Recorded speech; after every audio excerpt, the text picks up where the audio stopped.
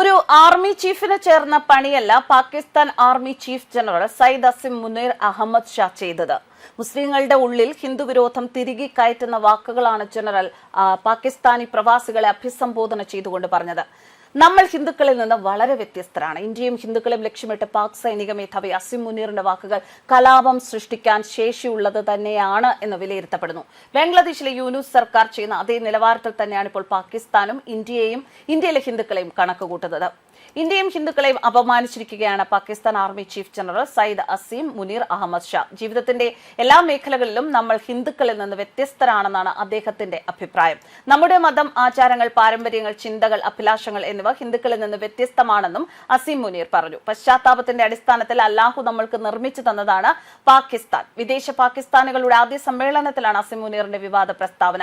നമ്മൾ ഹിന്ദുക്കളിൽ നിന്ന് തികച്ചും വ്യത്യസ്തരാണ്. കശ്മീരിനെ കുറിച്ചും ബലൂചിസ്ഥാനെ കുറിച്ചും അസിം മുനീർ സമ്മേളനത്തിൽ സംസാരിച്ചു. വിദേശത്ത് താമസിക്കുന്ന പാകിസ്ഥാനികൾ കുട്ടികളെ വിശ്വാസത്തെക്കുറിച്ച് ബോധവാന്മാരാക്കണമെന്നും ആവശ്യപ്പെട്ടു.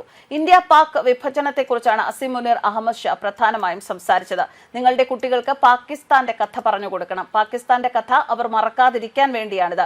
ജീവിതത്തിന്റെ എല്ലാ സാധ്യമായ മേഖലകളിലും നമ്മൾ ഹിന്ദുക്കളിൽ നിന്ന് വ്യത്യസ്തരാണെന്ന് നമ്മുടെ പൂർവികർ നമ്മളെ പഠിപ്പിച്ചിരുന്നു. നമ്മുടെ മതം, ആചാരങ്ങൾ, പാരമ്പര്യങ്ങൾ, ചിന്തകൾ, അഭിലാഷങ്ങൾ എന്നിവ വ്യത്യസ്തമാണ്, അസിം മുനീർ പറഞ്ഞു. പണം അയച്ചുകൊണ്ടും വ്യത്യസ്ത രീതികളിൽ നിക്ഷേപിച്ചുകൊണ്ടും നിങ്ങളുടെ രാജ്യത്തിന് സംഭാവന നൽകുന്ന രീതി നിങ്ങൾ നിങ്ങളുടെ രാജ്യത്തെ എത്രമാത്രം സ്നേഹിക്കുന്നുവെന്നാണ് വ്യക്തമാക്കുന്നത്. വിദേശത്തുള്ളവർ വ്യത്യസ്തമായ ഒരു സംസ്കാരത്തിലാണ് ജീവിക്കുന്നത്. എന്നാൽ നിങ്ങൾ ഒരു ഉയർന്ന പ്രത്യയശാസ്ത്രത്തിൽപ്പെട്ടവരാണെന്ന് ഒരിക്കലും മറക്കരുത്. എന്റെ സഹോദരി സഹോദരന്മാരെ, പുത്രന്മാരെ, ദയവായി പാകിസ്ഥാന്റെ ഈ കഥ ഒരിക്കലും മറക്കരുത്. തീർച്ചയായും ഇത് നിങ്ങളുടെ ഭാവി തലമുറകളോട് പറയുക. അങ്ങനെ അവർക്ക് പാകിസ്ഥാനുമായുള്ള ബന്ധം അനുഭവപ്പെടട്ടെ. മൂന്നാം തലമുറയായാലും നാലാം തലമുറയായാലും അഞ്ചാം തലമുറയായാലും അത് ഒരിക്കലും ദുർബലമാകരുത്. പാകിസ്ഥാൻ എന്താണ് എന്ന് അവർ അറിയണം. പാകിസ്ഥാൻ പേനയുടെ അടിത്തറയിലാണ് നിർമ്മിച്ചിരിക്കുന്നത്. ഇന്നുവരെ മനുഷ്യരാശിയുടെ ചരിത്രത്തിൽ പേനയുടെ അടിത്തറയിൽ കെട്ടിപ്പടുത്ത 2 രാജ്യങ്ങൾ മാത്രമേ ഉള്ളൂ. ആദ്യത്തെ റിയാസത്ത് ഇ തോയ്ബ എന്ന മദീന 1300 വർഷങ്ങൾക്ക് ശേഷം കൽമയുടെ അടിസ്ഥാനത്തിൽ അല്ലാഹു സൃഷ്ടിച്ചതാണ് പാകിസ്ഥാൻ, അസിം മുനീർ പറഞ്ഞു. വിദേശ പാകിസ്ഥാനികളുടെ ആദ്യ വാർഷിക ഒത്തുചേരലാണ് ഇസ്ലാമാബാദിൽ നടന്നത്. പ്രധാനമന്ത്രി ഷഹബാസ് ഷെരീഫ് ഉൾപ്പെടെ പാകിസ്ഥാനിലെ എല്ലാ പ്രധാന നേതാക്കളും ഈ പരിപാടിയിൽ പങ്കെടുത്തിരുന്നു. ഈ വിവാദ പരാമർശങ്ങൾ കേട്ടിട്ട് അതേസമയം ഇന്ത്യ വെറുതെ ഇരിക്കും എന്ന മോഹം പാകിസ്ഥാന് വേണ്ട.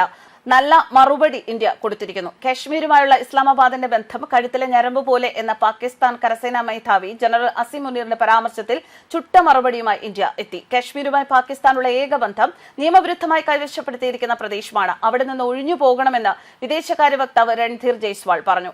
കാശ്മീർ ഇന്ത്യയുടെ അവിഭാജ്യ ഘടകമാണ്. എങ്ങനെയാണ് വിദേശ രാജ്യത്തിന് അവരുടെ കഴുത്തിലെ ഞരമ്പ് പോലെ എന്ന് പറയാൻ കഴിയുക എന്നും വിദേശകാര്യ വക്താവ് ചോദിച്ചു. ഇസ്ലാമാബാദിൽ നടത്തിയ ഓവർസീസ് പാകിസ്ഥാനീസ് കൺവെൻഷൻ എന്ന പരിപാടിയിൽ പാക് കരസേനാ മേധാവി വിവാദ പരാമർശം നടത്തിയത്. പാകിസ്ഥാന്റെ കഥ കുട്ടികൾക്ക് പറഞ്ഞു കൊടുക്കണമെന്ന് സദസ്സിനോട് അദ്ദേഹം ആവശ്യപ്പെടുകയും ചെയ്തു. കാശ്മീരിനെ മറക്കാൻ കഴിയില്ല, കാശ്മീരി സഹോദരങ്ങളെ ഉപേക്ഷിക്കില്ലെന്നും പരാമർശിച്ചു. News desk കർമാൻസ്.